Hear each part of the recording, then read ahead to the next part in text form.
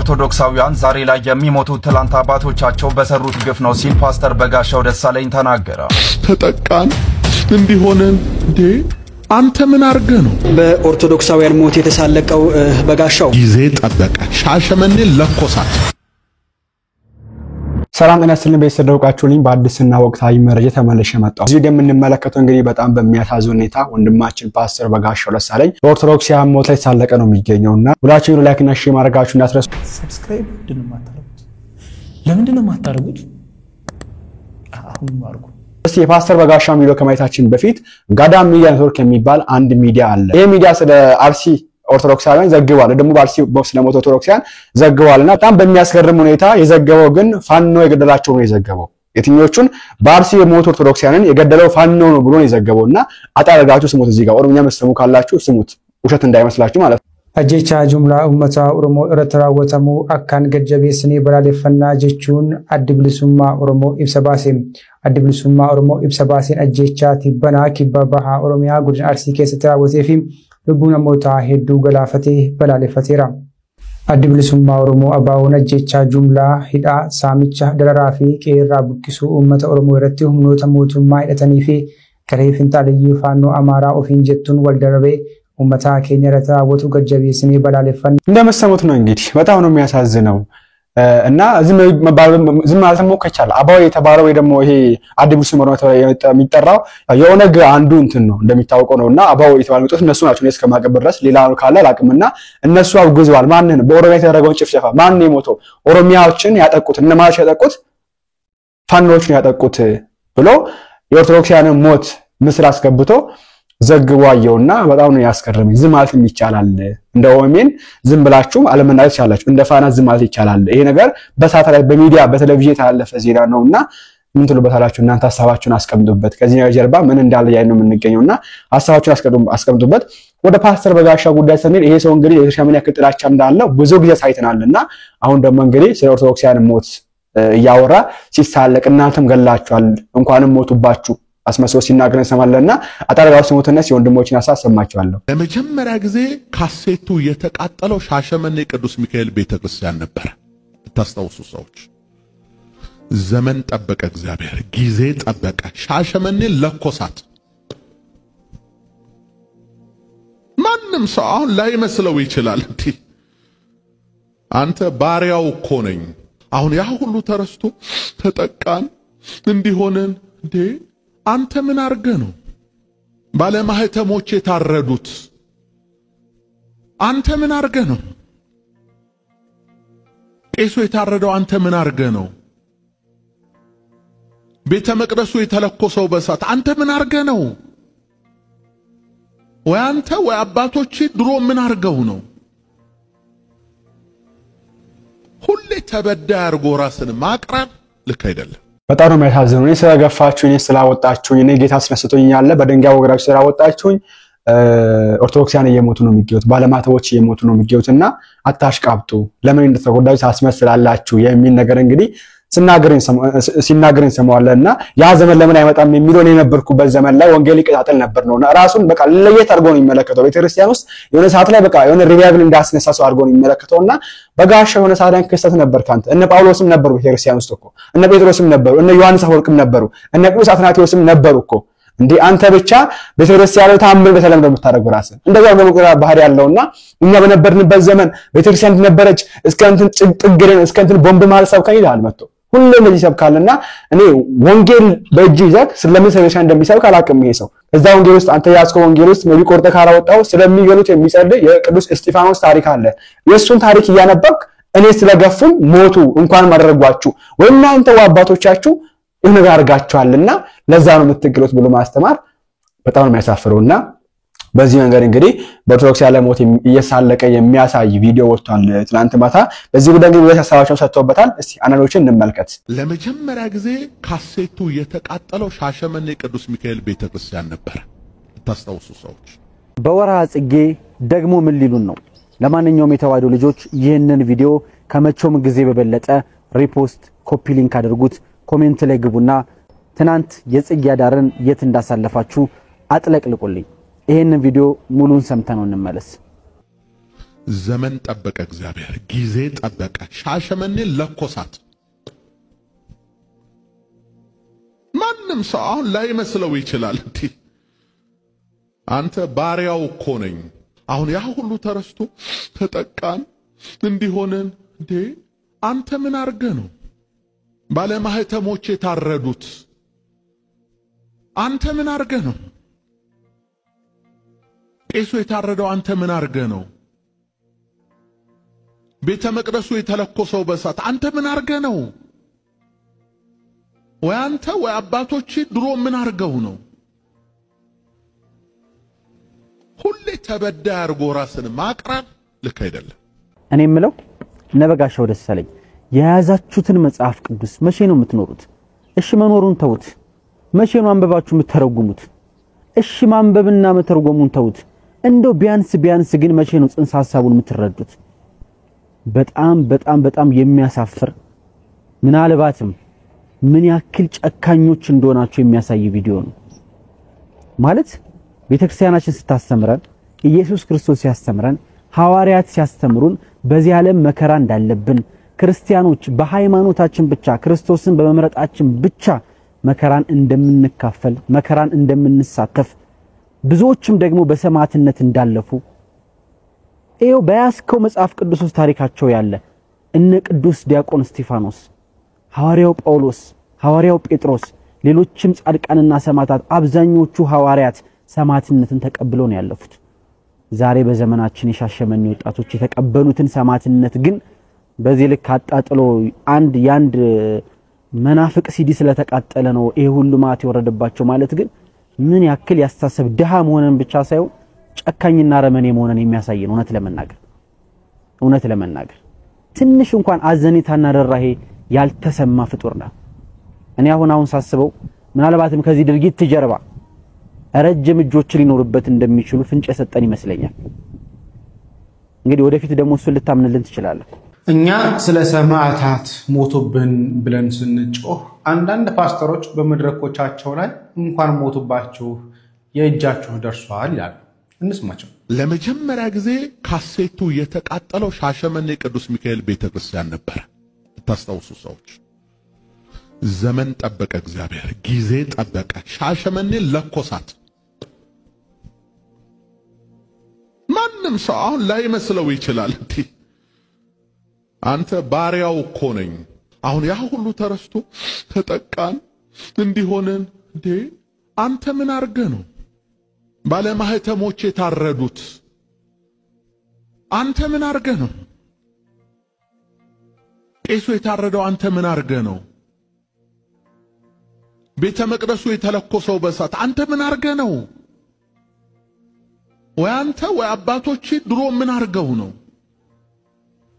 እንግዲህ የበጋሻው እንደሰማችሁት ይህ ሁሉ የደረሰባቸው በአባቶቻችሁ ምክንያት ነው ይላል እንዲህ ብለና ምክንያታዊ ጥያቄ እንጠይቀዋለን በእውነት ጳውሎስ የተሰዋው አባቱ ግፍ ፈጽሞ ነው ወይስ ጴጥሮስ የተሰዋው አባቱ ግፍ ፈጽሞ ነው በዘመነ ሰማዕታት ከ44 ሚሊዮን በላይ ኦርቶዶክሳውያን ክርስቲያኖች በዛን ጊዜ ክርስቲያኖች በአጠቃላይ ክርስቲያኖች ሲገደሉ የትኛው አባቶቻቸው ነበር በድሎ ይህ ሁሉ የደረሰባቸው በናግራን ሰማዕታት እነዛ ሁሉ ሰማዕት ሲሆኑ የትኛው አባቶቻቸው በድሎ ነበር በአፄ ሱስንዮስ ዘመን በአንድ ቀን ከ8000 በላይ ሰራዊት ሰዎች ገበሬዎች ሲታረዱ የትኛው አባቶቻቸው በደል ፈጽመው ነበር አርሲ ላይ ማህተባቸው እየታየ ኦርቶዶክሳውያን ሲገደሉ የትኛው አባቶቻቸው በድሎ ነበር በነ ዲዮቅልጥያኖስ ዘመን ያ ሁሉ ክርስቲያን ሲገደል የትኛው አባቱ በድሎ ነበር የትኛው አባቱ ስለበደለ ነው አሊያም ደግሞ የትኛው አሪዮስ ከቤተ ክርስቲያን በመወገዙ በመውጣቱ ምክንያት ቤተ ክርስቲያን ላይ የደረሰ በደል ነበር ንስጥሮስ ከቤተ ክርስቲያን በመወገዙ ምክንያት ክርስቲያኖች ላይ የደረሰ ችግር ነበር መናፍቅ በመንፍቅናው ስለተወገዘ ቤተ ክርስቲያን ላይ የመጣ ነገር የለም ከሃዲያን ከቤተ ክርስቲያን ይወገዛሉ እና አሪዮስ ተወግዘው ነበር ቤተ ክርስቲያን ነገር የመጣ ግን አልነበረም ንስጥሮስ ከቤተ ክርስቲያን ተወግዞ ወጥቷል በክርስትናቸው ላይ የመጣ ነገር ግን የለም ነገስታት አብረው ከና አሪዮስ ጋር ቅዱስ አትናቴዎስን ከመንበሩ አባረውታል ነገስታት አብረው ከመናፍቃን ጋር ሆነው ቤተክርስቲያን አንገላታዋታል፣ አሰቃይተዋታል። ይህ ያለ ነገር ነው። እውነትና ሐሰት አብረው በአንድ ላይ ስለማይሄዱ፣ እውነትና ሐሰት በአንድነት ተቀምጠው ስለማይኖሩ፣ ሁሌም ቢሆን እውነት ነው። ክርስትና ከእውነት ጎን የምንቆምበት እንጂ ከሐሰትና ከመንፍቅና ጋር አብረን የምንቀጥልበት አይደለም። አንተ በመንፍቅና ምክንያት በክህደት ምክንያት ከቤተክርስቲያን ወጥተሃል። ይሄ ደግሞ እግዚአብሔር የሚወደው የሚደግፈው ሐሳብ እንጂ የሚጠላው ሐሳብ አይደለም። እግዚአብሔር ይማረህ። አሁን ያ ሁሉ ተረስቶ ተጠቃን እንዲሆነን የሰማችሁ ነው አይደል? የኢትዮጵያ ኦርቶዶክስ ተዋሕዶ ቤተክርስቲያን ጳጳስ የላትም፣ ካህን የሚባል የላትም፣ ምዕመን የሚባል የላትም። ይሄኛው ቪዲዮ የቆየ ነው። በሌላ ኬዝ የተነገረ ነገር ነው። እዚህኛው ኬዝ ላይ ተያይዞ ማለትም አሁን በአርሲ ከተገደሉት ክርስቲያኖች ጋር ተያይዞ እየተለቀቀ ነውና ጊዜው አሁን እንዳልሆነ እንዲታወቅ። ሁለተኛው ጉዳይ ደግሞ አባቶች ጳጳሳት የሌሉን ነን እያልን አይደለም እና የሆነ መስመሩን ያልሳተ ተቃውሞ ቢሆን መስመሩን ያልሳተ ጥያቄ ቢሆን ብዬላለሁ። አባቶች የሉንም ካልንማ በቃ ነገር እኮ አባቶች አሉ፣ ግን እንደሚገባው አላረጉልንም ነው። ወይንም ደግሞ ቀድሞ የምንጠብቀው ነገር አልተደረገም። ጩኸቱ እረኛ እያለ መንጋው እስኪጮህ ድረስ ባልተጠበቀ ነበረ። ጩኸት ብቻ ወይንም ደግሞ ተራ መግለጫ ብቻ ሆኖ እስከመቼ ይቀጥላል? እና አባቶቻችን ከፊት ቅደሙልን የሚል ጥያቄ እንጂ አባት የለንም ካህን የለንም የሚል ከሆነ አደገኛ ይሆናል። እንደዚህ አይደለም። ቪዲዮም የቆየ ነው፣ መስመሩን እንዳይስት ከማለት ነው። ተጠቃን እንዲሆነን እንዴ አንተ ምን አርገህ ነው ባለማህተሞች የታረዱት? አንተ ምን አርገህ ነው ቄሱ የታረደው? አንተ ምን አርገህ ነው ቤተ መቅደሱ የተለኮሰው በሳት? አንተ ምን አርገህ ነው? ወይ አንተ ወይ አባቶች ድሮ ምን አርገው ነው? ሁሌ ተበዳይ አርጎ ራስን ማቅረብ ልክ አይደለም። አቶ በጋሻው ምን እያለ ነው? ራስን ሁሉ ጊዜ እንደተበዳይ አድርጎ ማቅረብ ተገቢ አይደለም ይላል። ይሄ አስተያየት ከምን የመነጨ ነው መሰላችሁ? የገዳይ መንፈስ ሲጠናወታችሁ የሚመነጭ ሐሳብ ነው። ሁልጊዜም እንደምለው ከቤተክርስቲያን ውጭ ያሉ ሰዎች በተለይ በታድሶ እንቅስቃሴ ውስጥ ያሉ ሰዎች ለቤተክርስቲያን ያላቸው ጥላቻ ሰባዊነታቸውን እንኳን ከነሱ ተገፎ እስኪሄድ ድረስ ማለት ሰባዊ ስሜት እንዳይሰማቸው እስኪሆኑ ድረስ ጠልቆ ገብቷል የቤተክርስቲያን ጥላቻቸው ማለት ነው። ማንም ሰው በአንገቱ ማህተብ የተነሳ ኢትዮጵያዊ ሆኖ የሆነ ክርስቲያን ተገደለ ሲባል ክርስቲያን መሆን ሙስሊም መሆን አይጠበቅብህም፣ ይሄ ሰባዊነት አይደለም፣ ለምን እንዲሆናል ብሎ መጠየቅ ጤናማ ነበር። ይሄን መቃወም ደግሞ ክፉ መንፈስ ሲጸናወተ የምታወጣው ድምጽ ነው ማለት ነው። በጋሻው ምንድነው ያለው? ሻሸመኔ ላይ ምንድነው ሲዲ ተቃጥሎብኝ ምናምን ብሎ የራሱን ሮሮ ሊያቀርብ ፈልጓል። በምንፍቅና ነው የደረሰብህ። ምንፍቅና ደግሞ በጣም አስጠልይ ከመሆኑ የተነሳ ስላሴን ትምህርት እስካለማወቅ ድረስ እናስታውስ። በደብዳቤ ይቅርታ የጠየቅበትን ያለማወቅ ቤቱን የሰራብህ ሰው ስለሆንክ በሰዓቱ የነበረብህ የምንፍቅና ሲወጣ ሲዲው ከቤተክርስቲያን ያፈነገጠ ስለሆነ መቃጠል ነበረበት። እንኳንም ተቃጠለ እና ምንፍቅናህን አጨብጭበናል ብለው ይቀበሉ ነው እና አይመጣውም። ሐሳቡም ልክ አይደለም። ለማንኛውም ቂም በቀል የተወጣ ስለመሰለ ማለትም እንደው ቂምህን ይዘሃት የቆየሃትን እችን አጋጣሚ ተጠቅመህ ተናገርካት፣ አጋንንታዊ ስሜትህን አየንበት ለማለት ነው። ይሄንን የሱን ሐሳብ የምትጋሩ ሰዎች ማንነታችሁ እያሳያችሁ ነው። አባታችሁ ነፍሰ ገዳይ ነበረ፣ እናንተም ነፍሰ ገዳዮች ናችሁ እንደሚል የነፍሰ ገዳይ ስሜት ከሌለ የሰዎችን ሞት በደስታ ልትቀበል አትችልም።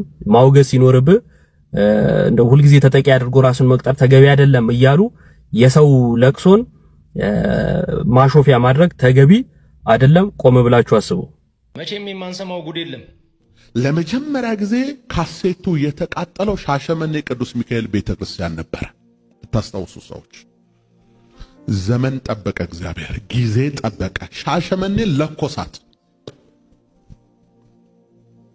ማንም ሰው አሁን ላይመስለው ይችላል። አንተ ባሪያው እኮ ነኝ። አሁን ያ ሁሉ ተረስቶ ተጠቃን እንዲሆነን እንዴ አንተ ምን አርገህ ነው ባለማህተሞች የታረዱት?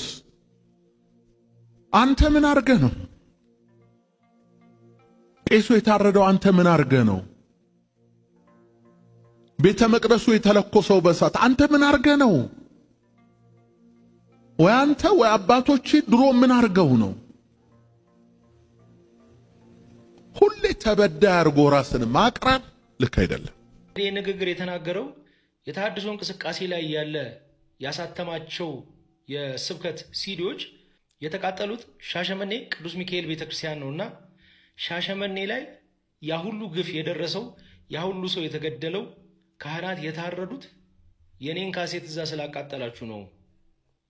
በጣም እኮ የሚያሳዝን ምን አይነት ጥላቻ የሰዎቹ ሞት እንኳን ምንም ያልከነከነ በጣም እኔ እንጃ አይዱን ነው። ጭራሽ አባቶቻችሁ ባለማተሞች የሚታረዱት የሚገደሉት እናንተ ምን ያደረጋችሁ ነው? ክርስቲያኖች አባቶች ድሮ ምን አድርገው ነው ዛሬ ላይ ክርስቲያኖች የሚታረዱት ካህናት የሚገደሉት በግፍ የሚጨፈጨፉት? አንተ ምን አድርገ ነው? አባቶች ምን አድርገው ነው? አባቶቻችን የቱ ጋር ምን አድርገው ነው? እኛስ የትኛው ምእመን ላይ የትኛው ህዝብ ላይ ግፍ ፈጽመን ነው? ሁሉ ጊዜ እንደተበደለች አይደለም ወይ ቤተክርስቲያኗ? ያልደረሰባት ግፍ አለ ወይ? እንደዚህ በድፍረት ገና ለገና እኔ የሰራሁት ሲዲ ተቃጠለብኝ ብለ በእኔ ምክንያት እግዚአብሔር እናንተን እየቀጣችሁ ነው፣ ግፈኞች ናችሁ፣ ግፍ እየሰራችሁ ስለሆነ ካህናት የሚታረዱት ብለ በሞቱ በተሰቃዩ በተጨፈጨፉ የ2 ዓመትና የ3 ዓመት ህፃናት ላይ መዘባበቻ ስታደርግ ምን አይነት ወንጌል ነው እጅ ላይ ያስቀው? ምን አይነት ጨካኝ ሆነ? ትንሽ እንኳን ርህራሄ የለም እንዴ? ሐዘን ባይሰማህ እንኳን ዝም ማለት አትችልም? አንተ ተጨፈጨፉ የኔ ሲዲ ስለተቃጠለ ያልካቸው ሻሸመኔ ላይ እኮ ስንቶች ያለ እናት ያለ አባት ቀርተዋል። ስንት እናቶችና አባቶች ልጆቻቸው ተገለዋል እዛ ቦታ ላይ። በጣም ጨካኝ ሆነ። አንተ ከመናፍቅ ራሱ በላይ ነህ። እርግጠኛ ነኝ ዲያብሎስ ይቀናባል ባንተ። በፈጣሪ ስም ተጠቃን እንዲሆነን እንዴ አንተ ምን አርገ ነው? ባለማህተሞች የታረዱት አንተ ምን አርገ ነው? ቄሱ የታረደው አንተ ምን አርገ ነው? ቤተ መቅደሱ የተለኮሰው በእሳት አንተ ምን አርገ ነው? ወይ አንተ ወይ አባቶች ድሮ ምን አርገው ነው? ሁሌ ተበዳይ አርጎ እኔ በጣም ነው ያፈርኩት። የምሬ ነው የምነግራችሁ። እኔ ምንም አይነት ሃይማኖታዊ ምክንያት ክርክር ስላለኝ አይደለም፣ ግን ይሄ አንድ ሰው ከሆነ ከሰብአዊ ፍጥር የማይጠበቅ አስተያየት ነው። አባቶች ላይ የሚፈጸምን ጭፍጨፋ፣ ቤተክርስቲያን ላይ የሚፈጸምን ጥቃት በምክንያት ለመደገፍ መሞከር፣ ሌጂት ለማድረግ መሞከር ይሄ ወንጀልም ነው። በእውነት ምን በድለ ነው? አንተ ምን አድርግ? አባቴ ምን አድርግ? አባቴ ምናምን የሆነ በደል ፈጽመው ከሆነ አሁን እየተፈጸመ ያለው ጭፍጨፋ፣ ግድያ፣ ቤተክርስቲያን ላይ የሚፈጸም ጥቃት ልክ ሊሆን ነው? ኮምፕሮማይዝ ልታደርገው ነው? በምክንያት ደግፈ እንደዚህ አይነት አስተያየት መስጠት፣ ይህንንስ የሃይማኖቱ ተከታዮች እናንተ ሳታወግዙት ምን ማለት ነው? እንዲህ ስላደረጋችሁ ከዚህ በፊት እንዲህ ስላደረጋችሁ ነው አሁን እናንተ ላይ እንዲህ የሆነ ያለው ብለ ይሄንን ልክ ለማድረግ እንዴ? ኢየሱስ ግን እንዴት ነው በህግስ አይጠየቅም እንዴ? ያበዙት እኮ በእውነት በጣም ያበዙት ነውና እንደዚህ አንድ ሁለት ጥቂት ሰዎች እነዚህ የፕሮቴስታንት እምነትን ይወክላሉ ብዬ እኔ አላምንም። ባይዘ በጣም ብዙ ፕሮቴስታንት ማከብራቸው መወዳቸዋል። እነዚህ ምን አይነት አውሬነትም ነው ገራው። አሁን ያ ሁሉ ተረስቶ ተጠቃን እንዲሆነን እንዴ አንተ ምን አርገ ነው? ባለማህተሞች የታረዱት አንተ ምን አርገ ነው? ቄሱ የታረደው አንተ ምን አርገ ነው? ቤተ መቅደሱ የተለኮሰው በእሳት አንተ ምን አርገ ነው? ወይ አንተ ወይ አባቶች ድሮ ምን አርገው ነው? ሁሌ ተበዳይ አርጎ ራስን ማቅረብ። በጋሻው ምን ያረጋል? ይሄንን ሐሳብ የአርሲ ምዕመናንን መገደል፣ የአርሲ ካህናትን መታረድ በቀጥታ ከምን ጋር ያገናኘዋል? ከነሱ መባረር ጋር፣ ከነሱ መውጣት ጋር። ሻሸመኔ ላይ እንደዚህ ነበር፣ እንደዚህ አደረገው፣ እንደዚህ ለኩሰው እያለ የምዕመናንን መሞት፣ የምዕመናን መገደል ከካሴት መቃጠል ጋር ያገናኘዋል። በማርያም እግዚአብሔር አሁን እንደው ለካሴት የምእመናንን ሞት አሳልፎ የሚሰጥ ይመስላችኋል? ክርስቶስ ኢየሱስ ስለ አንዱ በግ ስለ አንዱ ምእመን የደም ዋጋ ከፍሏል። ስለ እያንዳንዱ ምእመን ስለ እያንዳንዱ አገልጋይ። ታዲያ እንዴት ነው ይሄን ልታገናኝ የምትችለው? በምን ያህል ብትደነቁር ነው? በምን ያህል ደግሞ አእምሮ ቢዘቅጥብ ነው? ሰውነት እኮ በቂ ነው። ሰው መሆን በራሱ በቂ ነው። ለነዚህ ምእመናን ለማዘን በክርስትና ጥላ መሆን እኮ አይደለም። ሰው መሆን በቂ ነው። ሰው የሆነ ሰው ያዝናል። ህፃናት ሲገደሉ ያለ በደላቸው፣ እናት አባቶች ሲገደሉ እንደው አንተ ተበድያለሁ ብትል የተበደልከው በቤተ ክህነት ላይ ባሉ ሰዎች ነው። እነዚህ ህፃናት፣ እነዚህ እናቶች፣ እነዚህ አባቶች አንተ ምን ሊያደርጉ ይችላሉ? እንዴት አድርገውስ ሊበድሉ ይችላሉ? ደግሞስ እንዴት ነው ያንተን በቀል በህፃናት እግዚአብሔር የሚበቀለው?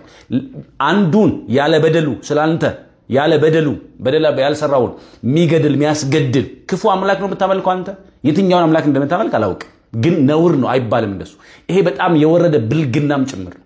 እነዚህ ክርስቲያኖች ሊያሳዝኑ እንደ ሰውነት ተው በሃይማኖት መመሳሰል እንደ ሰውነት ሊያሳዝኑ ሊሰማ ይገባል ስለነሱ እንጂ እንዴት እነሱ ላይ እንዲህ ያለ ንግግር ትናገራለህ? በጣም ነውር ብልግናም ጭምር። ግን ይኸውልህ እነዚህ ክርስቲያኖች ይህችን ቤተክርስቲያን አልበደለችም። መበደል ብትፈልግ ኖሮማ በኃይል ብትገለጥ ዛሬ በኃይል በስጋ ሐሳብ ቢሆን ብዙ ማድረግ ይቻላል፣ ብዙ ማጥፋት ይቻላል። ከክርስቶስ እሱን ስላልተማረች ከክርስቶስ እሱን ስላልተማረ ነው በፍቅር ለመመላለስ እያስተማርን እየሞከርን ያለ ነው ማለት ነው።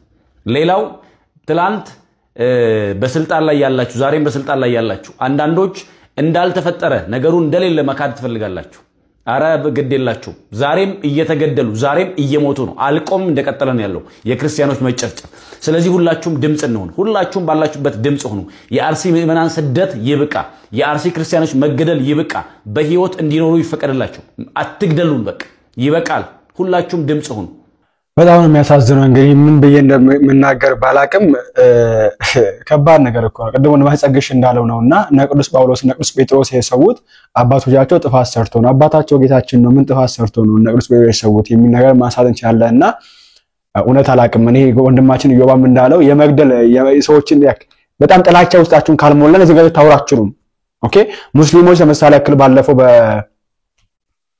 በሰላመካን ሰላም ሞቱና ሲሞቱ አዝነናል። በቃ ቪዲዮ ስረንበት ነበር። አይደረግም እንደዚህ ማንንም ያርገው ማንንም እንዲህ አይደረግም። የሃይማኖት አባቶች ናቸው። ኦኬ ገና ከጀምሮ መስኪን ምሽጉን ድራ ያልነበረበትም ብለን እያወገዝን ነበር እንጂ እዚህ አርሲ ላይ እኛ ስለሚገሉ እንትን ላይ እኛ ስለሚገሉ ሁሉም ሳይሆን አንዳንድ ፓርቶች አንዳንድ በአንድ ክንፍ የሚገኙ ማለት ነው እነሱ ላይ ስለሆነ እነሱም እንደዚህ ሆኖ ብለን አልተናገርንም። ለወገኖቻ ሰው ናቸው። ሰውነትን አስቀድመን ነው ይሄ ያረግነውና በዚህ መንገድ እንግዲህ በሻለ ላይ ጥላቻ አፉን ሲከፍት እንመለከተዋለን። እኔ እግዚአብሔር መልሱን ይስጥ ነው አላቅም። እኔ ምን እንደምናገርና በቃ እሱ ራሱን እንዴት አድርጎ የሚመለከተው መሰላችሁ? የሆነ ሳል ላይ ተከስቶ ነበረ። ላይክ ለምሳሌ ጌታችን የተከሰተ አምላክ ነበረ። ላይክ እንደዛ አድርጎ በቃ እሱ በነበረበት ሰዓት እኔ በነበርኩበት ሰዓት ወንጌል ይቀጣጠል ነበር ከሞያሌ እስከ ጅቡቲ ከጅቡቲ እስከ እንትን ብሎ የሚናገር ሰው ነው። ብዙ ጊዜ ሰምታችሁ ከሆነ አስደምጫለሁ ከዚህ በፊትና አሁንም እንግዲህ ለምን ወንጌል ላይ አይቀጣጠልም እንደዛ ሆነ ይላል። እኔ በነበርኩበት ዘመን ነበር ለምን አይሆንም ነው። አንተ በነበርክበት ዘመን ወጋሻው ቤተክርስቲያን አሁን ዛሬ ሰዎች በመምህራን እንደሚያስሩን ያስተማርኩ ለምን ታሪክ እኮ የለውም። ምንድነው መምህር ኢዮብ እንደሚያስተምረው መምህር ሄኖክ ኃይል እንደሚያስተምረው መምህር ጳውሎስ እንደሚያስተምረው እንደዛው እኮ ነው ያስተማርኩት። ለምን ታሪክ የሰራው አለ ለምን መሰረት ጀብዳል ሜቢ ባልተካይ ዘመን ነበር መኪና አልነበረም እንትን አልነበረም ተጉዘህ ለምን እንትን ብለን ነው ምን ሳልት ይቻላል። በቃ የለም እነ ቅዱስ ጳውሎስ እነ ቅዱስ ጴጥሮስ የትም በእግራቸው ነበር የሚሄዱት። የትም ነበር በእግራቸው ነው የሚያስተምሩት። ምን ራስን ሌላ ቪአይፒ ባሰተክ እንደመመልከት እኔ አላቅም። እኔ ይሄ የጨቀየ ጭንቅላት ሲኖራችሁ ነጥላቻ ራሳችሁ ላይ በሰራም የምታወዛ ሐሳብ ነውና እግዚአብሔር መልሱን ይስጥች። ቤተክርስቲያን ለምን እንደምጠው አናውቅም። ቤተክርስቲያን ማንንም ተነዛ ሁሉ ይከፍት ባይጠላታል። ለምን እንደሚጠላው አናውቅም። ሀገር ነው የሰራችው ፍሬን የቀረጸችው። ኦኬ እቺ ሀገር ጠብቃ አስተረከበችው። በዚህ የተነሳ ትገራለች ትወገራለች። ስማቸው ሲመመራችንን ሀገር መስራት ወንጀል ሆኖ ታሪክ መቅረጽ ወንጀል ሆኖ ብራና መፋቅ ወንጀል ሆኖ አንድነትን መስበክ ወንጀል ሆኖ ሀገር መውደድ ወንጀል ሆኖ ህዝብ አንድ ነው አትበታትኑ ማለት ወንጀል ሆኖ ሰላምን መስበክ ወንጀል ሆኖ በኦርቶዶክሳዊ ቤተክርስቲያን ላይ አዋጁ ዝም ማለት አቃተን። ዝም ለማያስችላቸው ሰዎች ይጎተጉቱናል። ጩሁ እረቁ ጥፉ አይነት ስሜት አልመጣብንም ወይ? ግልጥ የሆነ ይፋዊ ገሃዳዊ እንደመሆኑ መጠን የቤተክርስቲያንን ሰቆቃ የማይረዳ ክርስቲያን ይኖራል ብለን አናስብም። ትልቁ ችግራችን ምንድነው ካላችሁ ግን የኦርቶዶክሳውያን የክርስቲያኖች ፈዛዛና ድንቁርና ነው። ፈዛዛነት ድንቁርና ነው። በጣም ለሃይማኖታቸው ስሜት የሌላቸው ፈዛዛዎች፣ ለሥርዓታቸው ስሜት የሌላቸው ፈዛዛዎች ሁሉ ነዳሽ የሆኑ የመጣው ሁሉ የሚቀርባቸው ቆም ብለው የማያስቡ ተነጅ መንጋ ሆኑና ተሸጋገርን። ብዙ የእግዚአብሔር ልጆች ቢኖሩ ብዙ ልጅነት የለም። ብዙ ካህናት ቢኖሩ ብዙ ክህነት የለም። ብዙ ዲያቆናት ቢኖሩ ብዙ ዲቁና የለም። ብዙ መምህራን ቢኖሩ ብዙ ትምህርት የለም። ብዙ ሕዋሳት ቢኖሩ ብዙ አካል የለም። አስባችሁታል? ብዙ አካል የለንም። ብዙ ሕዋስ አለን እኮ። ብዙ የወይን ግንድ የለንማ፣ ብዙ ቅርንጫፍ ግን አለን። አንዱ የወይን ግንድ ነው። ብዙ ራስም የለንም፣ አንዱ ክርስቶስ ነው። በአንዱ በክርስቶስ አካልነት ያሉ የክርስቲያኖች ጉባኤ የተረዳው ትምህርት ነው ትምህርት የሚባለው። አንድ ልብ የባዮሎጂ ሰዎች እንደሚያወሩት ወይም ደግሞ ተፈጥሮም እንደምትነግረን አንድ ልብ ለሁሉም ስራዎች ደም ትረጫለች። ሁሉም ስራዎች ከአንድ ልብ ደም እየተቀበሉ ሕያው አድርገው ረቂቅ ምግቡን እየመገቡ እንዳይበድን በድን እንዳይሆን ሕዋስን ያነቃቃሉ። አንድ ልብ ደም እንደሚረጭ ከአንዷ ጉባኤ ከአንዱ ክርስቶስ ሕይወትን እየተቀበሉ የሚኖሩ ክርስቲያኖች በዚህ ይመስላሉ። የክርስቶስ መስቀል አንድ ነው። ክርስቶስ ሁለት ጊዜ አልተሰቀለም። አንድ ጊዜ ተሰቀለ። አንድ ጊዜ መስዋዕት አድርጎ ራሱን አቀረበ። አንድ ጊዜ በተሰቀለው ክርስቶስ በዚያ መስቀል ላይ አንድ ላይ ሆነን ተሰቅለናል። እኛ ሁላችንም ከአንዱ መስቀል ላይ ነው ያለነው እንጂ የተለያየ መስቀል ላይ አይደለንም። መስቀሉ የተለያየ መከራ አይነት አለው። ዛቻ አለው፣ ግርማ አለው፣ የአይሁድ ስድብ አለው፣ መወጋት አለው፣ መገረፍ አለው፣ መስቀሉ ላይ ማሽሟጠጥ አለው። የተለያየ ሁኔታ በአንዱ መስቀል ላይ አለ። የተሰቀልነው ግን አንድ መስቀል ላይ ነው። ወደ አንድ መስቀል ወጥተን ወደ አንድ መቃብር እንወርዳለን። ከአንዲት መሬት እንደገና ደግሞ በትንሣኤ እንወለዳለን። ከአንዲት መሬት እንወለዳለን። ከአንዲት አብራ ከመንፈስ ቅዱስ ማኅፀነ ዮርዳኖስ እንደተወለድን እንደገና ደግሞ ለዳግም ልደት ከአንዲት ማኅፀነ መሬት እንወለዳለን። አንድ ልደትን ገንዘብ አድርገን አንዲት ሙሽራ ሆነን ሙሽራው ክርስቶስን ወርሰን ለብሰን ተዋህደን እንኖራለን። በዚህ ህይወት ውስጥ እንድንኖር ነው የተጠራ ነው። በአርሲሞ ኦርቶዶክሳውያን አስመልክቶ እንግዲህ ከጥቅምት 24 ማለትም ከሰኞ እስከ ረቡዕ የሚቆይ እንግዲህ አንድ ዘመቻ ጀመረ። በዚህ ዘመቻ ላይ እንግዲህ የወጡ የሚገኙ መግለጫዎች እንደሚያሳዩት ነገ አስደምጣችኋለሁ ሙሉ በሙሉ መግለጫውን። አሁን እንግዲህ እንደረሰ መረጃ ከሆነ የፕሮፋይል ፒክቸር ፕሮፋይል ፒክቸራችን ከመቀየር አንስቶ እስከ ከዛ በታችም ከዛ በላይ የሚደርሱ ነገሮች ናቸውና ይሄ ዘመቻ እንግዲህ ነገ ሰኞ ነው። ከነገ ጀምሮ እስከ ረቡዕ የሚቆይ ነው። ዓለም አቀፍ ነውና ሁላችሁም በዛ ላይ ተሳተፉ ማለት ፈልጋለሁ። እስኪ እንመለስ። እሺ በኢትዮጵያ ኦርቶዶክስ ተዋሕዶ ቤተክርስቲያን በቲክቶክም ላይ በየትኛውም ፕላትፎርም ላይ የምታገለግሉ አገልጋዮች ከሰኞ ጀምሮ ዓለም አቀፍ የሆነ ተመሳሳይ ማስታወቂያ በዓለም ላይ ላሉ ሚዲያዎች፣ የፖለቲካ መሪዎች፣ የሰብአዊ መብት ተሟጋቾች እንዲደርስልን ጥሪ ልናስተላልፍ ስለተዘጋጀን ከሰኞ ጀምሮ ለ3 ቀናት ድረስ ወንድማችን ዲያቆን መምህር ፋሲካው በሚያዘጋጁት ጥሪ ላይ ሁላችንም ተረባርበን በኦርቶዶክሳውያን ላይ የሚደርሰው ግፍና ጭፍጨፋ፣ የጅምላ ጭፍጨፋ፣ ግድያ እንዲቆም ማድረግ ያለብንን እናደርጋለን። ስለዚህ በዚህ ሰዓት ሁላችሁም በተለይ ቲክቶክ ላይ ያላችሁ ብዙ ፎሎወር ያላችሁ በቤተ ክርስቲያኒቱ ልጅነታችሁ ብቻ እየተከበራችሁ እየተወደዳችሁ ሰው ሁሉ የሚከተላችሁ ሰዎች በዚህ ሰዓት ከነዚህ ሀዘንተኞች አጠገብ እንድትቆሙ በጽኑ እየተማጸንን ሁላችሁም ትብብር ስለሚያስፈልግ ወደ ኋላ እንዳትሉ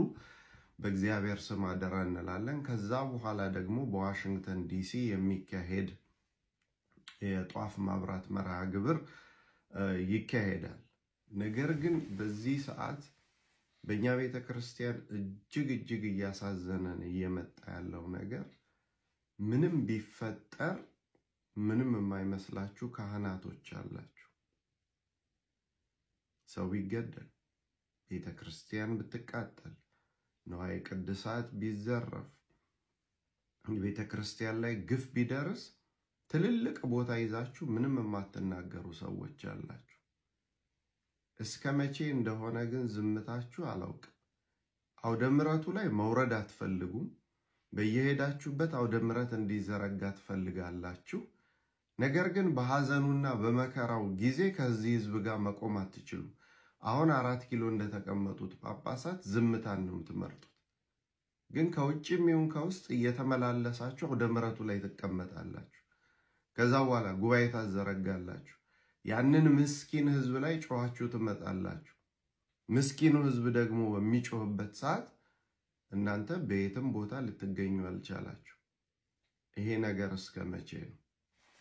ተለይ አሁን ይሄ መከራ የደረሰው በአርሲ ከተማ ላይ ነው። እዛ የተወለዳችሁ እዛ ያደጋችሁ ከዛ ከተማ የወጣችሁ ብዙ አገልጋዮች አላችሁ። ስትችሉ እዛው ከተማ ላይ ሄዳችሁ ጉባኤ ዘርግታችሁ ይሄንን ህዝብ ማጽናናት ይገባል። አለበለዚያ ግን የዋሽንግተን ዲሲ ሰልፍ ላይ መቅረት እስከዚህ በፊት እንዳደረጋችሁት በዝምታ የምናልፈው አይመስለኝም። አሁን ሚናችን መለየት አለበት። ወሊሶ ላይ ጫካ ውስጥ ገብተው ለኦሮሞ ህዝብ እንቆረቆራለን ብለው የኦሮሞ ህዝብ በቤተ ክርስቲያኑ አስተዳደር ተበድሏል ብለው ቤተ ክርስቲያኒቱን እንደዛ ጥቁር ያስለበሱ ሰዎች እሬቻ ሲሄዱ ምንም አይሸማቀቁም። ከፖለቲከኞቹ ጋር ሲቆሙ ምንም አይሸማቀቁ። ከነጆዋር ጋር ሲወጡ ሲገቡ ምንም አይሸማቀቁ። ጆዋር እንዳይቀየማቸው ነው መሰለኝ እንደዚህ በጠራራ ፀሐይ በክርስቲያኖች በአርሲ ክርስቲያኖች ላይ ግፍ እየደረሰ እንኳን በኦሮምኛ በአማርኛም ወጣው አላጽናኑ። ስለዚህ እነሱስ ጆዋር እንዳይቀየማቸው ነው። እናንተስ አውደ ምሕረቱን ለመታየት አውደ ምሕረቱን ለአገልግሎት የምትፈልጉ ሰዎች በሐዘኑ ጊዜ ዝምታችሁ እስከመቼ ነው? እናንተ ትልልቆች ናችሁ ብለን አስቀምጠን አክብረን ወደን ለቤተ ክርስቲያን ተስፋ ትሆናላችሁ ሲባል እጅግ በሚያስፈራ ሁኔታ ዝምታን ትመርጣላችሁ በመከራ ጊዜ። ልክ ጠቅላይ ሚኒስትሩ ኢትዮጵያ ውስጥ ችግር ከመፈጠሩ በፊት ወይም በተፈጠረ ጊዜ ወደ ውጭ ሸሽቶ እንደሚወጣ እናንተም ለአውደ ምሕረቱ መዘርጋት ለጉባኤው ድምቀት ትገኛላችሁ። በሐዘንና በከበራ ጊዜ ግን የላችሁ። ስለዚህ እሱ ዘመን ማብቃት አለበት። ከሰኞ ጀምሮ በምንችለው አቅም ተጠቅመን የዓለም ህዝብ ግፋችንን መስማት አለበት። እንደ ናይጄሪያ ክርስቲያኖች ከዓመት ዓመት ዝም ብለን እየታረድን አንኖርም። ይሄ ነገር መብቃት አለበት ለማለት ነው። እንግዲህ መምህር ፋሲካው ያስተላለፉት መልእክት አለ። ይሄም እሳቸው ላይ ለመጨመር ነው። ስለዚህ ተጋግዘን ተባብረን ከሰኞ ጀምሮ መልእክታችን በጸሎት ወደ እግዚአብሔር በመልእክት ደግሞ ወደ ዓለም መንግስታት እናሰማለን ማለት ነው። ኢንቨስት ቪዲዮአችን ነበር። አውፕ ተማራችሁበት አዲስ ነገር ሰራችሁበት አልጠራጠርም። በቀጣይ ባሪፍ ነው አስተማሪ እንመለሳለን። ላይክ እና ሼር ሰብስክራይብ አድርጉ እንዳይረሳ። ቸር ቆዩልኝ።